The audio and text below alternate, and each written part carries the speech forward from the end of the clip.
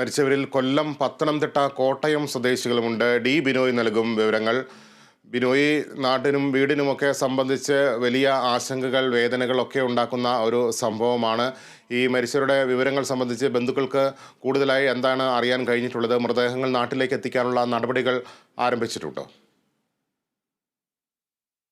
ലിബീഷ്, ഇന്നലെ രാത്രിയോടുകൂടി തന്നെ മരണമടഞ്ഞവരുടെ വീടുകളെല്ലാം തന്നെ വിവരങ്ങൾ ലഭ്യമാക്കിയിട്ടുണ്ട്. കുവൈറ്റിലുള്ള മലയാളികളും അവരുടെ സംഘടനകളുമാണ് ഈ സംബന്ധിച്ച വിവരങ്ങൾ നാട്ടിൽ അറിയിച്ചത്. കുവൈറ്റ് എംബസിയിൽ നിന്നും ഔദ്യോഗികമായ ഒരു വിവരം ഇതുവരെ ലഭ്യമാക്കിയിട്ടില്ല എന്നാണ് ബന്ധുക്കൾ പറയുന്നത്. പക്ഷേ ഇവരുടെ കൂടെ ജോലി ചെയ്യുന്ന ആളുകൾ, ഒപ്പം അടുത്ത സുഹൃത്തുക്കൾ, ഇവരൊക്കെയാണ് ഈ മരിച്ചവരുടെ വിവരങ്ങൾ നാട്ടിൽ അറിയിച്ചത്. ഏറ്റവും കൂടുതൽ വലിയ ദുഃഖമുണ്ടാക്കിയിരിക്കുന്നത് കൊല്ലം, പത്തനംതിട്ട ജില്ലകളിലാണ്. 2 ജില്ലകളിലും 3 പേർ വീതമാണ് മരിച്ചത്. ഇവരെല്ലാം തന്നെ സാധാരണ കുടുംബങ്ങളിൽ നിന്നും ജോലി തേടി കുവൈറ്റിലെത്തിയവരാണ്. പത്തനംതിട്ട ജില്ലയിൽ മരിച്ചത് ലൂക്കോസ്, അതുപോലെ ആകാശ്, മുരളീധരൻ, സജു എന്നിവരാണ്. ഈ ആകാശ് പന്തളം സ്വദേശിയാണ്. മുരളീധരനും സജുവും കോന്നി സ്വദേശികളാണ്. കൊല്ലം ജില്ലയിൽ നിന്ന് മരണമടഞ്ഞത് ഷമീർ, ലൂക്കോസ്, സാജൻ എന്നിവരാണ്. കോട്ടയത്ത് സ്റ്റെഫിൻ. ഈ 7 കുടുംബങ്ങളുടെയും വലിയ സാമ്പത്തിക ശേഷിയുള്ളവരൊന്നുമല്ല. ജോലി തേടി ഈ NBTC കമ്പനിയിൽ എത്തിയവരാണ്. അവരുടെ മരണവിവരങ്ങൾ ഇന്നലെ രാത്രിയോടുകൂടി തന്നെ അവരുടെ വീടുകളിൽ അറിയുകയും ചെയ്തിട്ടുണ്ട്. ജില്ലാ കളക്ടർ ഈ കോട്ടയം, ഒപ്പം തന്നെ കൊല്ലം ജില്ലകളിലെ ജില്ലാ കളക്ടർമാർ അവരുടെ വീടുകളിൽ എത്തി വിവരങ്ങൾ ധരിപ്പിച്ചു എന്നാണ് നമുക്കിപ്പോൾ അവസാന വിവരം അറിയാൻ കഴിയുന്നത്. ഒപ്പം ഈ മരിച്ചവരുടെ കുടുംബങ്ങൾക്ക് 2 ലക്ഷം രൂപ വീതം കേന്ദ്രം സഹായം ഏർപ്പെടുത്തിയിട്ടുണ്ട്. ഇന്നലെ രാത്രി മുതൽ തന്നെ മുഖ്യമന്ത്രിയുടെ ഓഫീസ് പരിക്ക് പറ്റിയവരെ കുറിച്ചുള്ള കൃത്യമായ വിവരങ്ങൾ അവരുടെ ബന്ധുക്കളെ അറിയിക്കുന്നതിന് വേണ്ടി നോർക്ക റൂട്ട്സ് വഴിയുള്ള പ്രത്യേക സംവിധാനങ്ങൾ ഏർപ്പെടുത്തിയിട്ടുണ്ട്. ചില ഫോൺ നമ്പറുകളും അവർ നൽകി കഴിഞ്ഞിട്ടുണ്ട്. അത്തരത്തിൽ ഏകദേശം 9ഓളം പേർക്കാണ് ഗുരുതരമായി പരിക്കേറ്റത്. 40-ലധികം പേർക്ക് ഇപ്പോഴും പരിക്ക് പറ്റിയവരുണ്ടെന്നാണ് നമുക്ക് കിട്ടുന്ന അനൌദ്യോഗിക വിവരം. ഇത് സംബന്ധിച്ചുള്ള കൂടുതൽ വിവരങ്ങൾ ഇന്ന് രാവിലെയോടുകൂടി തന്നെ ലഭ്യമാകും എന്ന് നമുക്ക് മനസ്സിലാക്കാൻ കഴിയുന്നുണ്ട്. എന്നാൽ ഇവരുടെ ഈ മരിച്ചവരുടെ മൃതദേഹങ്ങൾ എന്ന് കൊണ്ടുവരും എന്ന കാര്യത്തിൽ ഇതുവരെയായും ഒരു തീരുമാനമുണ്ടായിട്ടില്ല.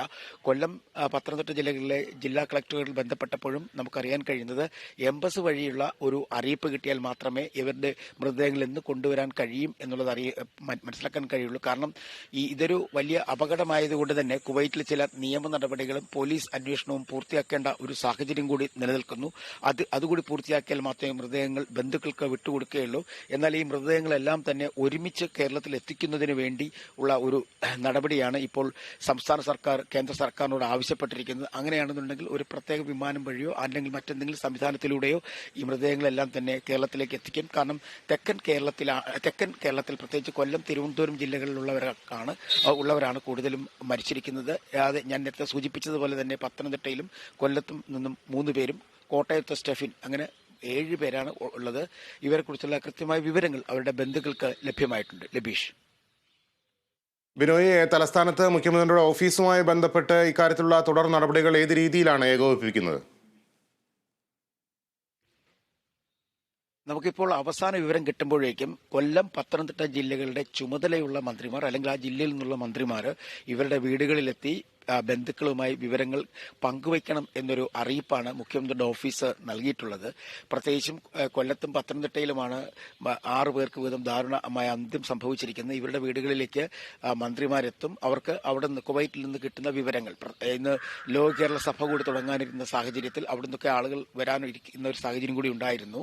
അപ്പോൾ അത്തരത്തിൽ അതുപോലെ തന്നെ അവിടെ കുവൈറ്റിൽ ജോലി ചെയ്യുന്ന ആളുകൾ നോർക്ക റൂട്ട്സ് വഴിയുള്ള ആണ് ആ നമ്പറുകൾ ശേഖരിച്ചിട്ടുള്ളത്. ആ നമ്പറുകളിലൂടെ ബന്ധുക്കൾക്ക് അല്ലെങ്കിൽ വിവരങ്ങൾ, ഇത് കുവൈറ്റിൽ ജോലി ചെയ്തിരുന്നു, ഈ കമ്പനിയിൽ ജോലി ചെയ്ത് അവരുമായി കഴിഞ്ഞ ദിവസങ്ങളിൽ വിവരങ്ങൾ ലഭ്യമാകാത്ത ആളുകളുടെ കുടുംബാംഗങ്ങൾക്ക് ബന്ധപ്പെടുന്നതിന് വേണ്ടി ചില നമ്പറുകൾ ഇന്നലെ രാത്രി തന്നെ മുഖ്യമന്ത്രിയുടെ ഓഫീസ് പുറത്തുവിട്ടിരുന്നു.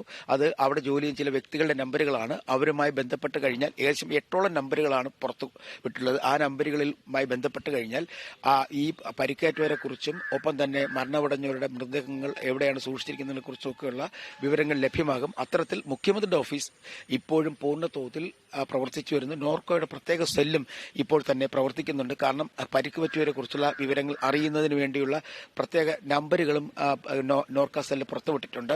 എന്തായാലും വളരെ ദാരുണമായ ഒരു അന്ത്യം എന്ന് തന്നെയാണ് മുഖ്യമന്ത്രി ഇന്നലെ പ്രതികരിച്ചത്. അതുപോലെ തന്നെ മുഖ്യമന്ത്രി പറഞ്ഞൊരു കാര്യമുണ്ട്, ഈ പരിക്കുപറ്റി ആശുപത്രികളിൽ കഴിയുന്നവർക്ക് ചികിത്സ വേഗത്തിലാക്കുന്നതിനും അവർക്ക് വേഗത്തിൽ സുഖം പ്രാപിക്കുന്നതിനും ആവശ്യമായ എല്ലാ നടപടികളും ആവശ്യപ്പെട്ടുകൊണ്ട് കേന്ദ്ര വിദേശകാര്യ മന്ത്രാലയത്തിനും വിദേശ മന്ത്രിക്കും കത്തയച്ചിരുന്നു. ഇതിന്റെ അടിസ്ഥാനത്തിലാണ് പ്രധാനമന്ത്രിയുടെ നിർദ്ദേശപ്രകാരം ഒരു കേന്ദ്ര സഹമന്ത്രി തന്നെ കുവൈറ്റിലേക്ക് പോകാൻ തീരുമാനിച്ചിരിക്കുന്നത്, കുവൈറ്റിലേക്ക് പുറപ്പെട്ടിട്ടുള്ളത്. ഒപ്പം അവിടെയുള്ള മലയാളി സംഘടനകൾക്ക് മുഖ്യമന്ത്രി നിർദ്ദേശം നൽകിയിട്ടുണ്ട്. ഏത് തരത്തിലുള്ള സഹായങ്ങൾ നൽകാൻ കഴിയുമോ അത്തരത്തിലുള്ള സഹായങ്ങളെല്ലാം തന്നെ മലയാളികൾ എന്ന നിലയിൽ പരിക്കുപറ്റിയവർക്ക് എല്ലാം സഹായങ്ങളും എത്തിക്കണം എന്ന ഒരു നിർദ്ദേശം കൂടി അവിടുത്തെ മലയാളി സമാജത്തിനും മലയാളി സംഘടനകൾക്കും മുഖ്യമന്ത്രിയുടെ ഓഫീസിൽ നിന്നും നൽകിയിട്ടുണ്ട്. ഇന്ന് ഇപ്പോൾ നമുക്ക് ലഭ്യമാകുന്ന അനുസരിച്ച് പരിക്കുപറ്റിയവരുടെ പേരുവിവരങ്ങൾ ഒരു 10 മണിയോടുകൂടി തന്നെ വ്യക്തമായി നമുക്ക് കിട്ടും എന്നുള്ള പ്രതീക്ഷയാണുള്ളത്. കാരണം അത് ശേഖരിച്ച് നൽകുവാൻ നോർക്ക റൂട്ട്സിനോട് മുഖ്യമന്ത്രി ആവശ്യപ്പെട്ടിട്ടുണ്ട്. ലബീഷ്.